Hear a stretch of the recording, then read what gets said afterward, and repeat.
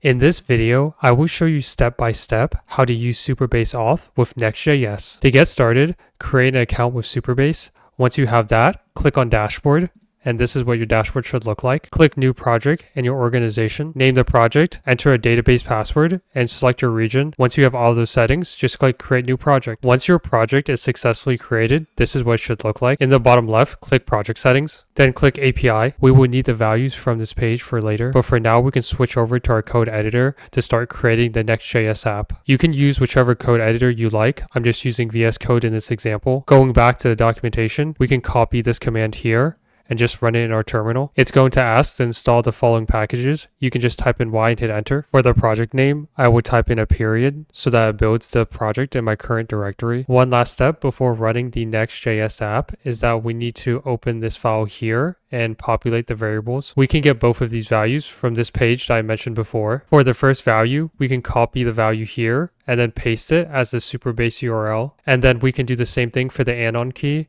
We can just go back to this page and copy the value here and just paste it here. One last change we need to make is that we need to rename this file to .env.local. Now we can run the Next.js app by typing in npm run dev. Once you run that command, this is what the output should be. And now we can go to localhost 3000. This is what the page should look like if everything ran correctly. We can now test the auth to make sure everything is working as expected by clicking sign up. Type in an email and a password to create an account, then click sign up. You can see a message here letting us know that a message was sent to the email to verify the account. Looking at the email, this is what it should look like. We just click the link here to confirm this account. This is a page that you should see, and it lets us know that only authenticated users can see this page. So this lets us know that the auth was set up correctly. That is the end of the Supabase Next.js Auth tutorial. Hopefully you found it helpful. If you did, please like the video and don't forget to subscribe for more content.